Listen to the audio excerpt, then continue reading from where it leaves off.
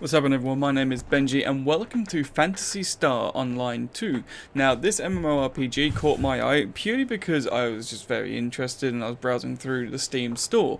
Now, I'm going to do a first impressions video on this, meaning that I'm going to play the first hour of gameplay and see how it translates for someone who's not brand new to MMORPGs, but someone who's semi-familiar but not a veteran at them. So I'm going to get into this and I'm going to let you guys know how it is throughout the video, so stick around and we're going to have some fun.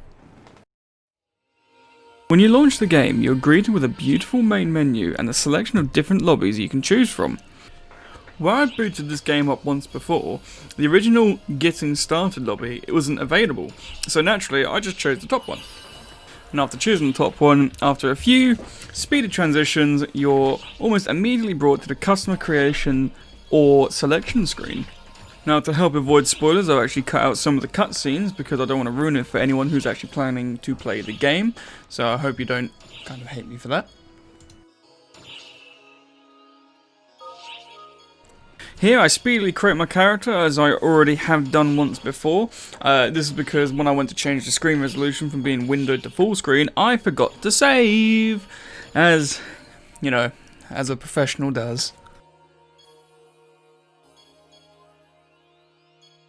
The character creation in this game is incredible. You can edit so many details, ranging from your facial features, your chin, your eyebrows, your eyelashes, eye color, anything you want, you can edit it. However, just because I'd made the mistake, I kind of plowed through mine and just kind of kept it mostly bog standard, just a little different hair and eyes.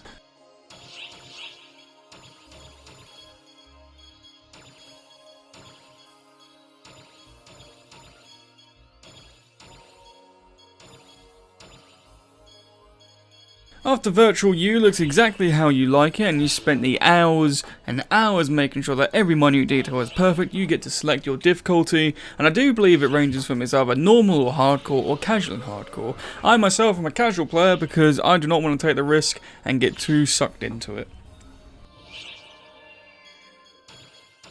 For some reason, I'm a bit nervous to jump into that teleport.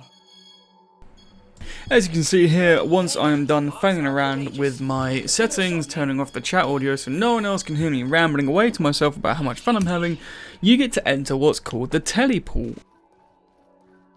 Now, this is by far the coolest way I've ever entered a mission in an MMO or any game. Usually just deploy when ready, or it just takes you to a loading screen when everyone's up and going, but my goodness, it is freaking awesome.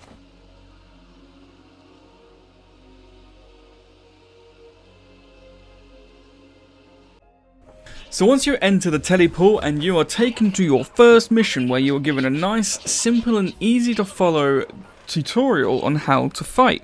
Now, I won't show you the whole thing because I don't want to bore you guys with the tutorial, but let's get into the combat and how much I really enjoy it because my goodness, it is great.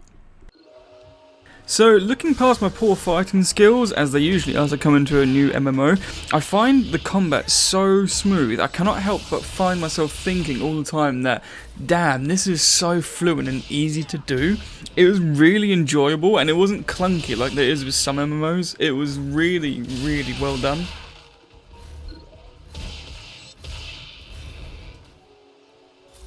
Now, as I'm coming to the end of my first tutorial mission, you are faced with your first boss battle. And as you can see here, me and him exchange some good blows to each other, but I'm just far too good for him. I'm just far too good for the game. I should quit now. MLG everyone, see you later.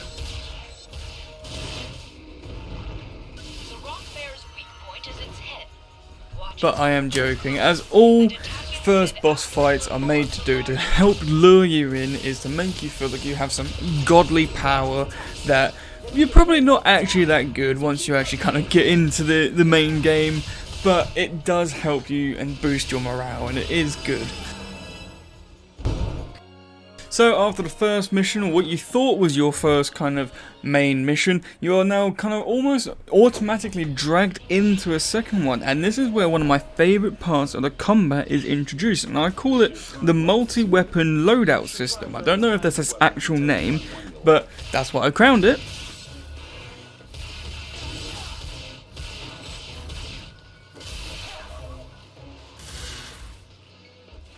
having the ability to swap loadouts during a quest, so having your heavy sword, your gun blade, and I think they're called the wind lances. My goodness, having that ability is going to be insane. Like, if you don't have your friends to play with, or you don't have a party to play with, you can kind of almost prepare yourself for any and all situations that could be heading your way, which I think is so good, especially to have that ability to do in quest and not having to, you know, quick quest, change loadout, try again. It's just so intuitive, and I really rate that. Now, as it usually is, you've gone through the stage, and now you're at your second boss fight, and may I say, holy shit, this boss fight is a hell of a lot harder than the first one. That sense of godly power you're given at the beginning is stripped away. It has got you naked, over your knees, spanking you something chronic like a bad Catholic child in a school, because, my god, I think I died several times during this fight. And I thought I was gonna fail. I thought this was it. I was like, this is me done. Like, see you later, guys. Like, bye. But of course, how could a little noob like myself win against this humongous beast? Obviously, I can't. I am just buying time for my AI companion so he can unleash one hell of a skill, which I can't sadly show you guys because where I'm not trying to show any spoilers, it is quite a significant part, so we're just going to gloss over this and we're going to get back into the ship.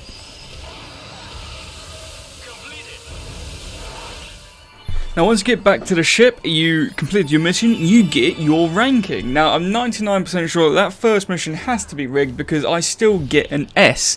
Now, how I do, I don't know, because like I said, I'm 99% sure I died at least once or twice, so I think the only way to get less than an S would be to fail or to surrender and become some form of enemy bitch, I don't know. But still, it makes you feel good.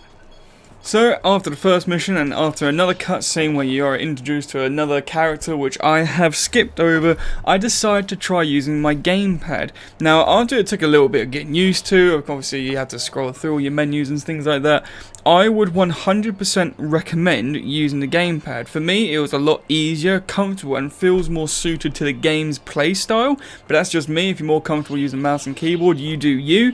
But that's how I'm going to play in the future. So once you've completed the first mission, you then are transported to the lobby. Now let me tell you this lobby is fantastic. I mean, like, I could be over exaggerating here, because a lot of the time I'm in a lobby kind of loading area.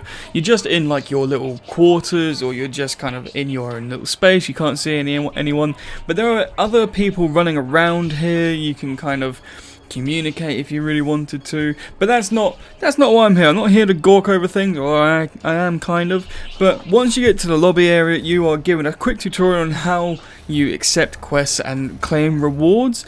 It's very quick and very simple. I've had to skip a lot of it because it is just one big cutscene where you get introduced to yet another AI, which again, trying to avoid the spoilers for you guys, but it's getting very hard here. So once you've done all the tutorials, you're then off on your own. You can then do any quests to what you want, and I actually do that. Truth be told, I had more than enough gameplay right now to actually stop and create this video, but I really wanted to try out using the gamepad, and my god, it is so easy. Like, compared to mouse and keyboard, like, having to click the 3 mouse buttons, just having it in your hand with the, like, X, square, circle, triangle, or whatever controller you're using with the buttons and the bumpers, my goodness, it is so much easier.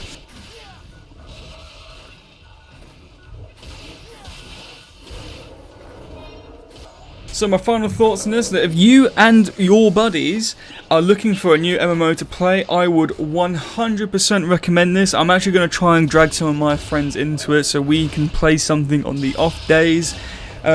It's just so good. It's going to be so much fun. It will be 100 times better when you got someone else, and you may even see me running around having some fun.